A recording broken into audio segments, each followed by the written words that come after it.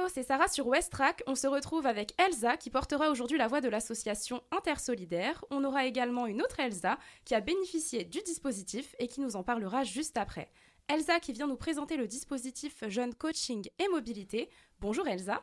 Bonjour Sarah. Avant de nous présenter le dispositif, est-ce que tu peux te présenter et présenter l'association Intersolidaire ? Oui, alors moi je suis sophrologue et praticienne en hypnose, formatrice également. Et donc j'interviens dans l'association Intersolidaire en tant que coach formatrice. Intersolidaire, c'est une association havraise qui a une quinzaine d'années et qui a pour but d'héberger des projets expérimentaux dont fait partie JCM que l'on vient vous présenter aujourd'hui. Aujourd'hui, ce qui nous intéresse, c'est le dispositif Jeunes Coaching et Mobilité. En quoi consiste ce dispositif ? Alors, c'est un dispositif qui existe déjà depuis 5 ans, qui a pour objectif d'aider des jeunes entre 18 et 30 ans, qui sont un petit peu à l'arrêt dans leur parcours de vie, dans leur parcours professionnel, et qui ont besoin d'un petit coup de pouce pour déployer leurs ailes et trouver la direction vers laquelle ils souhaitent aller. Donc on va les accompagner durant un parcours qui peut durer jusqu'à 9 mois. Et durant ce parcours, on va leur proposer différentes activités, des accompagnements avec des professionnels qui sont des professionnels solidaires. Ça peut être des coachs, des formateurs, des entreprises. Et donc, durant tout ce parcours, le jeune va apprendre à mieux se connaître, à savoir qui il est, quelles sont ses ressources, quelles sont ses forces, et aussi de pouvoir déterminer ce vers quoi il a envie d'aller. Parce qu'on va s'adresser à des jeunes qui parfois ont décroché du système scolaire assez tôt. Mais ça peut être aussi des jeunes qui ont fait de longues études et puis qui, arrivés à la fin de leurs études, se disent finalement, est-ce que c'est vraiment ça que j'ai envie de faire ? Ou ça peut être également des jeunes qui ont eu un parcours de vie un peu accidenté, dont l'estime de soi a été effritée et qui n'arrivent pas à trouver leur place dans la société, qui n'arrivent pas à se projeter dans leur futur. Et donc, nous, notre but, c'est d'essayer de leur redonner l'envie de se remettre en mouvement, l'envie de trouver leur place, l'envie de se déployer. Donc les objectifs de ce dispositif, c'est vraiment d'accompagner le jeune dans sa recherche, en tout cas dans sa quête de soi, si on peut dire ça comme ça. Tout à fait. Et il n'y a pas d'obligation de résultat à l'issue du dispositif ?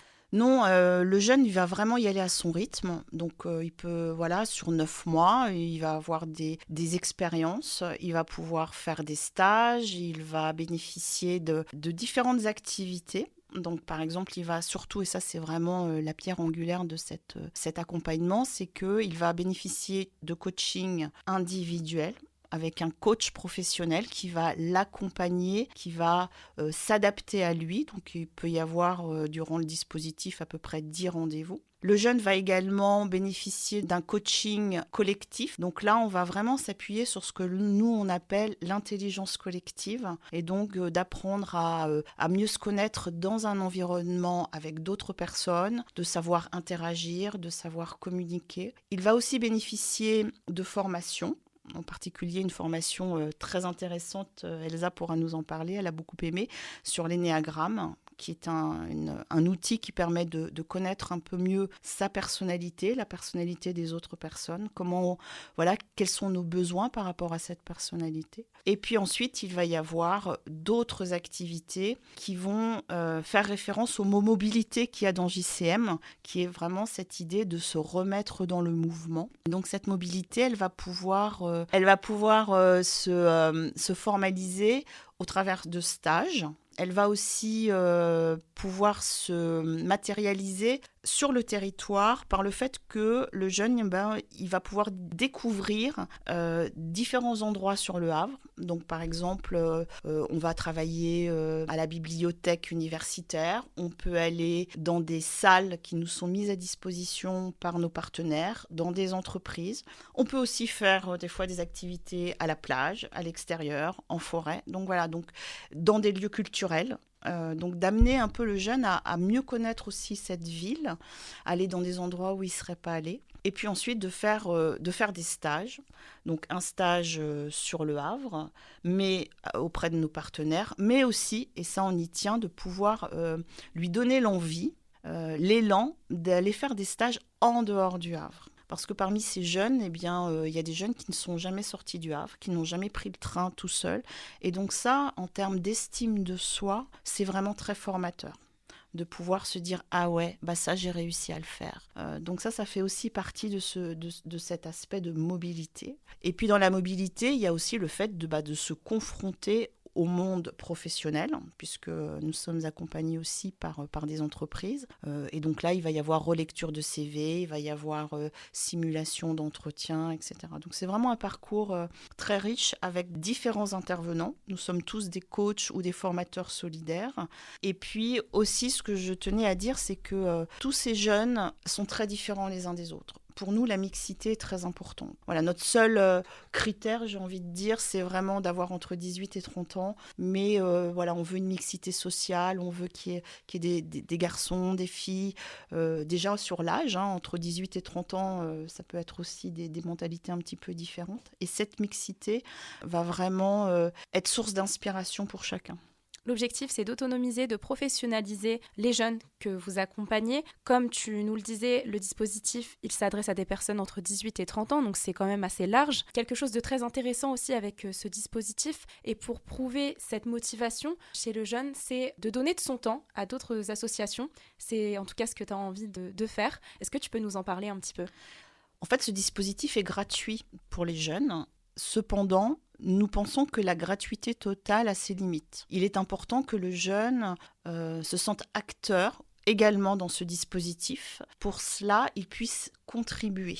Et donc, on va lui demander une contribution solidaire, c'est-à-dire de pouvoir lui aussi donner un peu de son temps, de donner son temps à d'autres associations. Donc, on demande à ce que le jeune fasse à minima 2 jours de bénévolat dans une autre association différente de la nôtre, de son choix. Si c'est un petit peu difficile au début, il peut y avoir des actions de bénévolat de groupe, c'est-à-dire que c'est tout le groupe qui peut aller, par exemple, dans un tiers-lieu faire du bénévolat, mais il peut en faire plus. Voilà, ça peut être sur l'environnement, ça peut être avec les animaux, ça peut être avec le handicap.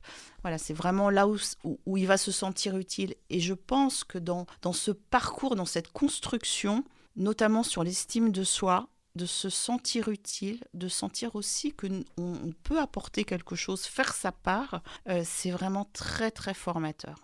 En termes d'infos pratiques, quand commence ce dispositif ? Est-ce qu'il y a des sessions régulières ? Alors, on travaille par promotion.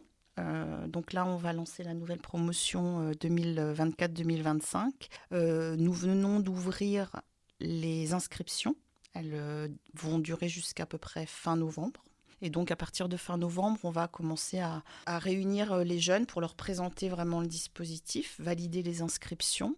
Et puis ensuite, voilà, ça va durer jusqu'en juin, juillet. Alors, si un jeune, je le précise aussi, si un jeune, pendant le dispositif, a la chance d'aller plus vite, de trouver un travail, de trouver quelque chose qui résonne en lui, voilà, il arrête le dispositif et c'est OK. D'ailleurs, à ce propos, comment les jeunes peuvent-ils s'inscrire à ce dispositif ? Comment ça se passe concrètement ? Alors, ils peuvent aller sur le site de Intersolidaire. Alors, Intersolidaire, je le dis juste parce que parfois on peut faire la confusion. Ça s'écrit avec TE2RE, Intersolidaire. Donc, ils peuvent aller sur le site Intersolidaire et donc là, envoyer un message, un mail, ou envoyer un mail directement à cette adresse mail qui est coordination@intersolidaire, tout accroché.fr. Et nous, on les recontacte, on leur demande de remplir un petit formulaire et puis ensuite, on va tous les regrouper fin novembre. Pour que les auditeurs puissent comprendre un petit peu plus, pourquoi est-ce que vous avez décidé de mettre en place ce dispositif ? Parce qu'on est conscient que c'est pas facile d'être jeune aujourd'hui. Voilà, certains ont la chance de savoir tout de suite ce qu'ils veulent faire, d'autres sont bien accompagnés dans leur famille. Et puis, il y a beaucoup de jeunes qui se sentent un peu sur le bord de la route. Et ce petit coup de pouce dès le départ, en fait, ça peut changer toute une carrière derrière. Voilà, aider ces jeunes-là, ça a du sens pour arriver à leur permettre de devenir des adultes bien dans leur basket, bien dans leur vie, et que parfois il ne faut pas grand-chose, mais quand on n'a pas ce petit coup de pouce, eh bien ça peut être un vrai parcours de combattant après. Les aider à déployer leurs ailes, c'est ce que Ouais. tu aimes bien dire. J'aime bien dire cette expression, ouais. Concrètement, en termes d'accompagnement, même si tu nous en as déjà parlé un peu, voilà, comment va se dérouler l'accompagnement auprès des jeunes? Donc, tu parlais d'individualité dans cet accompagnement. Concrètement, ils s'inscrivent et comment ça démarre? Comment ça se passe? Comment vous mettez en place les choses? Alors, une fois qu'ils sont inscrits, donc on va faire cette réunion ensemble qui est prévue fin novembre. On va bien leur expliquer le dispositif. Les coachs vont également se présenter et le jeune va choisir son coach. Voilà, il va se dire, bah tiens, je me sens plus en affinité avec un tel. Et ensuite, on va leur présenter les différentes activités et leur donner le programme. Et au fur et à mesure, bien, il y a des rendez-vous qui sont fixés. Souvent, c'est le samedi parce qu'on a parmi des jeunes qui ont besoin de manger aussi. Beaucoup travaillent, donc on essaye de faire ça souvent le samedi. Donc, toutes les semaines? Non, c'est pas toutes les semaines, c'est une fois par mois ou 2 fois par mois. Ça dépend un petit peu du sujet. Tu parlais d'activités. Quelles sont les différentes activités et ateliers proposés dans le cadre de ce dispositif? Alors, on a des ateliers donc que avec les jeunes. Donc là, on va faire par exemple tout ce qui peut tourner autour du développement personnel, comme l'arbre de vie, le voyage du héros. Et c'est vraiment chouette parce qu'il se crée entre les jeunes une forme de complicité. On voit l'entraide entre eux. Ensuite, on va leur proposer aussi des formations. Et là, ce qui est très intéressant également, c'est que ces formations, elles sont aussi ouvertes à l'extérieur. Par exemple, la formation d'énéagramme, elle est proposée aux entreprises. Et donc, ces jeunes vont se retrouver en formation avec des salariés. Et donc, cette mixité, on va aussi la retrouver à ce moment-là. Et puis, le jeune va pouvoir voir que finalement, eh bien, parmi les salariés, parmi les gens aujourd'hui, parmi les adultes, eh bien, il y en a qui ont eu des galères aussi. Il y en a qui, voilà, ça n'a pas été simple, mais qui ont su rebondir. Et je trouve que c'est très inspirant dans un parcours. Bon, après, il y a des petits événements festifs, comme la galette, Noël, etc. Ce qui est assez intéressant, c'est qu'en plus de ce dispositif qui est proposé pour accompagner les jeunes, ça permet de lutter contre la problématique de l'isolement. Oui. Alors, l'isolement et l'estime de soi, parce que quand on a une faible estime de soi, on a tendance à pas oser. Puisque on peut penser que voilà, on est moins bien que les autres et donc qu'on n'est pas capable. Donc de bénéficier de cet élan collectif, de ce soutien, de ces encouragements pour donner envie de se dire moi aussi je peux en fait. Moi aussi j'ai cette ressource-là, moi aussi j'ai cette compétence-là, moi aussi je peux être là pour les autres, moi aussi j'existe quoi. Comment concrètement vous allez évaluer les progrès des jeunes dans leur parcours ? Puisque c'est des choses qui sont assez intangibles, dans le sens où l'estime de soi, on ne peut pas vraiment la quantifier ou avoir un retour dessus, puisque c'est propre à la personne. On n'est pas à l'école, donc il n'y a pas d'évaluation. C'est le jeune qui s'auto-évalue dans où il en est dans son parcours. Le jeune, par contre, nous aide à évaluer le dispositif, puisque ce dispositif, on le fait pour eux. Donc, à la fin du dispositif, on dit voilà, qu'est-ce que ça vous a apporté, qu'est-ce qu'on peut changer, qu'est-ce qu'on garde, qu'est-ce qui vous semble utile, et on les fait intervenir. Aujourd'hui, Elsa, là, qui va venir témoigner pour d'autres, mais aussi on peut faire mélanger un peu les promotions pour que chacun vienne apporter son expérience. Mais c'est vraiment le jeune qui va se dire ouais, ok, ça m'a aidé pour ça, j'ai envie de faire ça. Mais on est là en tant qu'accompagnant, on n'est pas là pas du tout pour évaluer, on n'est même pas là pour conseiller finalement, on est juste là pour leur permettre d'ouvrir des portes et d'oser y aller. Ce qui vous différencie du coup un peu par exemple de la mission locale que les jeunes peuvent connaître souvent, ou pas d'ailleurs. Oui, ça peut être très complémentaire de ce que fait la mission locale. Donc nous on propose d'autres activités, mais les deux sont complémentaires. De toute façon, je pense que plus le jeune aussi peut être accompagné, peut bénéficier de support, mieux c'est. Ce qui compte le plus, c'est d'avoir aussi ce retour sur expérience. Et c'est pour ça qu'on est avec Elsa aujourd'hui, jeune qui a bénéficié de ce dispositif. Bonjour Elsa. Bonjour. On va revenir un petit peu sur ton expérience. Alors déjà, est-ce que tu peux nous raconter un petit peu ton expérience ? Moi, j'ai décidé de m'inscrire à JCM. Déjà, c'est mon conseiller mission locale qui m'a envoyée vers JCM. Et comme j'étais un peu dans le flou, je me suis dit, allez, pourquoi pas, je tente. Et j'ai tout de suite senti cette ambiance bienveillante. Et là, je me suis dit, ok, on part sur quelque chose qui est rassurant. Et je me suis sentie bien dès le début. Est-ce que tu avais des attentes en rejoignant le programme où tu as été vraiment... tu savais pas ce qui t'attendait, mais voilà, tu étais prête à découvrir quelque chose? J'étais plus dans l'optique qu'il fallait avancer toujours, et donc je me suis dit c'est l'opportunité de m'inscrire là-dedans. Et je sais qu'il y avait des gens qui étaient là aussi pour m'aider, donc c'était le bon chemin. Quelque chose de rassurant. Comment ce dispositif, il a influencé ton projet de vie, enfin ton projet même d'avenir? Est-ce que tu peux expliquer un petit peu, par exemple, ton parcours au cours du dispositif? Professionnellement, qu'est-ce que ça t'a apporté et personnellement aussi? Sur le plan personnel, j'ai pu reprendre confiance en moi, me découvrir d'une autre façon et aussi m'accepter. Ça a beaucoup été grâce à l'énéagramme. En fait, je me suis redécouverte, je me suis sentie capable de beaucoup plus de choses en prenant conscience de ce que je pouvais faire. Tu as pu faire par exemple des ateliers et aussi notamment un stage en Dordogne. Est-ce que tu peux un petit peu nous en parler? Alors, ce stage en Dordogne, j'ai pu faire un truc vraiment incroyable parce que je suis allée dans une ferme collective, du coup en Gironde, avec une personne du groupe, du coup. On est allé en train en autonomie et on a été accueillis par 2 personnes vraiment adorables qui sont ingénieurs et qui ont décidé de créer une ferme collective. Incroyable. Et cette expérience, du coup, elle résonne en toi. Ça a eu un impact plutôt positif de ce que je vois. Quel conseil tu donnerais à d'autres jeunes qui hésitent peut-être à s'engager dans cette démarche? Je pense que si on hésite, c'est peut-être le moment d'avancer et de se dire qu'il y a plein de possibilités et qu'on peut être aidé même là où on se dit qu'on ne peut pas l'être. Et je pense qu'il faut foncer, il faut se donner confiance en soi en fait. Tu disais que ça t'a permis de te découvrir d'une autre façon et d'avoir confiance en toi, justement. Tu parlais d'énéagramme, si c'est ça. Est-ce que tu peux nous en parler un petit peu? Qu'est-ce que c'est?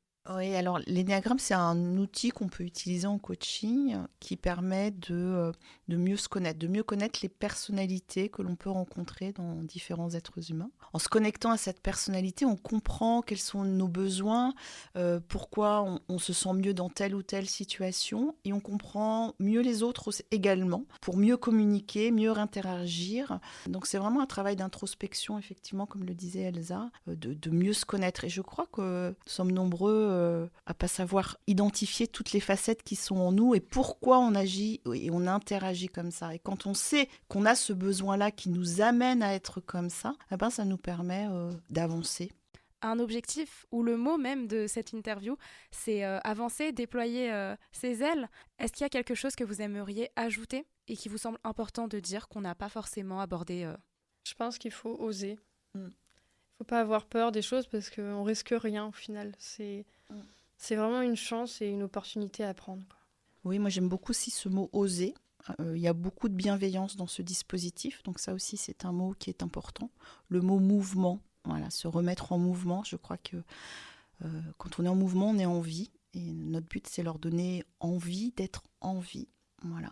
Et que nous, en tant qu'accompagnants, on est là pour les suivre finalement parce qu'on ne sait pas pour eux ce qui est bon pour eux, c'est eux qui le savent. Simplement de les aider à trouver ce pourquoi ils sont faits et ce qui les fait vibrer, c'est vraiment le cœur de ce dispositif. Elsa, merci beaucoup pour cette interview. Merci Sarah. Est-ce que, Elsa, tu peux rappeler du coup l'adresse mail où on peut te contacter si on a besoin d'avoir des renseignements ou si on souhaite s'inscrire? Oui, alors l'adresse mail c'est coordination@intersolidaire.fr. Donc intersolidaire, je l'ai décrit, c'est INTE2RE, solidaire derrière. C'était Sarah, merci d'avoir écouté Westrack Radio.